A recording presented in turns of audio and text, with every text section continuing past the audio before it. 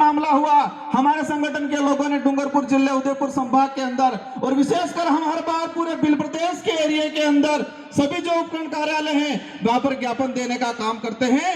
वो इसलिए होता है हर बार क्योंकि आदिवासी समाज की, हमारे आदिवासी परिवार की एक विजन बुक है और इस विजन बुक के तहत आदिवासी परिवार की सिलेक्शन प्रणाली और सिलेक्शन प्रणाली से हमारा विधायक और हमारा प्रधान चुना जाता है। तो वो विधायक मैं खुद मान लो हम जनता के प्रति जवाबदेही है, न कि हाईकमान के प्रति, क्योंकि जनता ही, हमारे क्षेत्र की जनता हमारा सिलेक्शन करती है, तो हम जनता के प्रति जवाबदेही हैं। तो ये व्यवस्था पूरे देश के अंदर आदिवासी जहाँ जहाँ है वहां पर ये होना चाहिए। आज हम बातें कर रहे हैं कि हमारे पूर्वज ने इतना बलिदान दिया।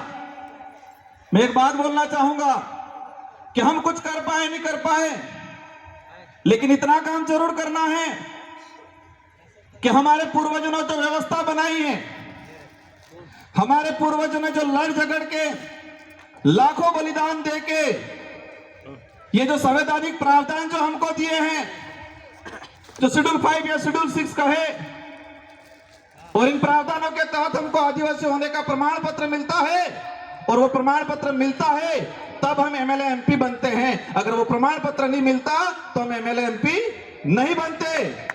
तो मैं एक बात कहना चाहूंगा, नया कुछ कर पाओ नहीं कर पाओ, लेकिन हमारे पूर्वजों ने जो हमारे लिए करके गए हैं, जो लाखों बलिदान दिया है, देश के इतिहास के अंदर देखा जाए तो आदिवासी समाज ने सबसे ज्यादा बलिदान दिया है।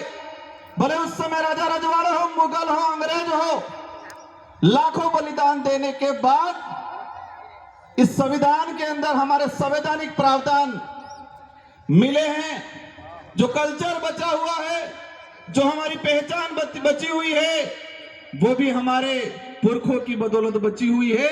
तो हम नया कुछ नहीं कर पाएंगे ऐसा लगता है, लेकिन जो हमारे पुरखों जो हमको विरासत में दे के गए हैं, कम से कम उसका संरक्षण करने का काम जरूर करना। मुझे लगता है देश के अंदर जो हालात हैं, हमारे समाज के जो जनप्रतिनिधि हैं, हमारे समाज के जो सर्टिफिकेट लगा के कर्मचारी बने हैं, उनको समाज की बात आती है तब समय नहीं मिलता है, लेकिन उनकी लुगाई के लिए घाघरा लेने जाना होता है, पूरे बाजार में 4-5 दुकानें घूम जाएंगे वो। लेकिन उस कर्मचारी, उस नेता को समझना पड़ेगा कि जिस सर्टिफिकेट लगा के मैं विधायक बना हूं, प्रधान बना हूं, सरपंच बना हूं, जिस सर्टिफिकेट को लगा के मैं अधिकारी कर्मचारी बना हूं, वो सर्टिफिकेट लाखों आदिवासियों के बलिदान के बावजूद हमको वो सर्टिफिकेट मिला है, ये बात समझनी पड़ेगी। आज आंदोलन हो रहे देश के अंदर, जहां पर जहां आपत्ति आई, आज हसदेव को लेके हो रहा है। हम हसदेव के आसपास से लोग आके मंच पे हम समाज की बात कर लेते हैं, लेकिन उसके लिए लड़ कितना रहा है पूरे देश के अंदर। जो आने वाली पीढ़ी है, वर्तमान जो युवा है, हमारे जो बुजुर्ग हैं, उनके अंदर भावना डालनी पड़ेगी कि देश के किसी भी कोने में कहीं पर भी आदिवासियों पे आपत्ति आई तो हम सबको पूरे देश में एक साथ, एक ही दिन, एक ही समय हमें ज्ञापन देना पड़ेगा, रैलियां निकालनी पड़ेगी। तब लगेगा कि देश के अंदर आदिवासी समाज एकजुटता हुआ है, एकता के सूत्र में बांधा गया है, ये तब लगेगा।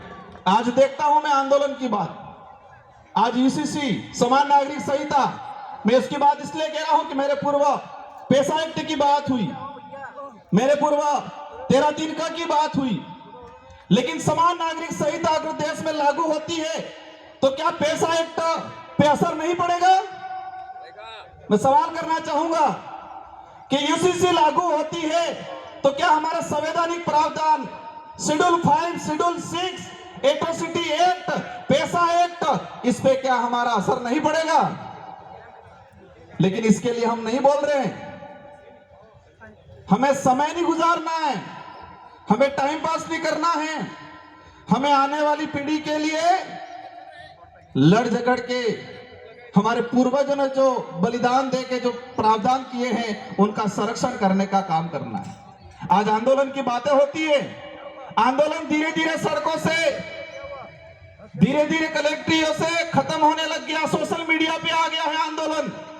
और जो हमारे समाज की जो स्थिति बन रही है, जो लग रहा है जिस तरह से आंदोलन, कहीं पर भी कोई भी मामला हुआ, एक दिन व्हाट्सएप पे डाल देंगे, एक दिन इंस्टाग्राम पे डाल देंगे, एक दिन ट्विटर ट्रेड कर लेंगे, 4-5 दिन भूल जाएंगे। और ये मानसिकता है, समझना पड़ेगा, एक साइकोलॉजी गेम है। देश के अंदर जो लोग जिस तरह से आदिवासी समाज के खिलाफ कानून बना रहे हैं, उन लोगों ने पहले से हमारी मानसिकता को पढ़ लिया है कि ये लोग कुछ समय कुछ होगा, विरोध होगा, विरोध होने के बाद कुछ आवश्यकता वाली बात सुविधा फेंक देंगे और ये लोग आवश्यकता के लिए भागेंगे। आज देख रहे हैं हम, एक दिन होता है, 2 दिन होता है, लेकिन सड़कों से आंदोलन, कलेक्ट्रेट से आंदोलन, विधानसभा से आंदोलन खत्म हो रहा है। और यही स्थिति रही 10 साल बाद। किसी भी मामलों को लेके किसी सड़क पे 5 लोग आंदोलन नहीं करेंगे, सोशल मीडिया पे लाखों आंदोलन कर लेंगे। और बड़े बड़े लीडर भी ये देखते हैं सुबह शाम कि मेरे कितने फैन फॉलोअर हैं, 2-4 लाख हो गए, 5 लाख हो गए, तो अपने आप बड़ा लीडर मान लेता है वो। किसमें मानते, समाज सेवी किसमें मानने लगे हम कि फेसबुक, इंस्टाग्राम, ट्विटर पे हमारे फॉलोअर बढ़ गए तो हम बड़े समाज सेवी हो गए, यही मान रहे हैं आज। और इसी पे आंदोलन हो रहा है। और यही स्थिति रही तो आने वाले 10 साल बाद किसी भी कितना भी अत्याचार हो जाएगा, लेकिन सड़कों पे 100 लोग इकट्ठे नहीं होंगे। ये आदत में परिवर्तन करना पड़ेगा हम लोगों को। और आज देश के अंदर जो स्थिति बनी हुई है, हमें सबसे पहले यह तय करना है कि हमको सुविधा के लिए लड़ना है या स्वाभिमान या अधिकार के लिए लड़ना है। देश के अंदर हम सुविधा के लिए लड़ रहे हैं, आवश्यकता के लिए लड़ रहे हैं, लेकिन अधिकार और स्वाभिमान की लड़ाई नहीं लड़ रहे हैं। और हर मंच पे एक ही बात होती है, अगर स्वाभिमान या अधिकार की बात करेंगे तो आवश्यकता और सुविधा नहीं मिलेगी। और यही हो रहा है।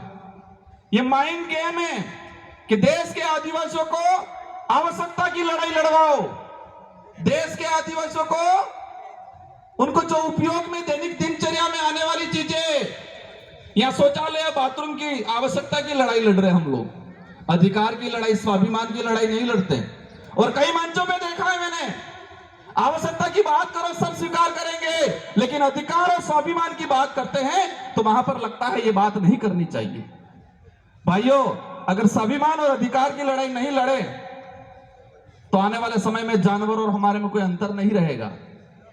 क्योंकि आवश्यकता की लड़ाई जंगल में रहने वाली सियार भी लड़ती है कि मुझे कब खाने का मिल जाए मैं खा लूं, और उसका पेट भर जाता है, वो सो जाती है, और फिर जरूरत पड़ती है, इसको आवश्यकता, इसको पेट को आवश्यकता पड़ी, वापस शिकार पे निकल जाती है, जब भी मिलता है खा के सो जाती है।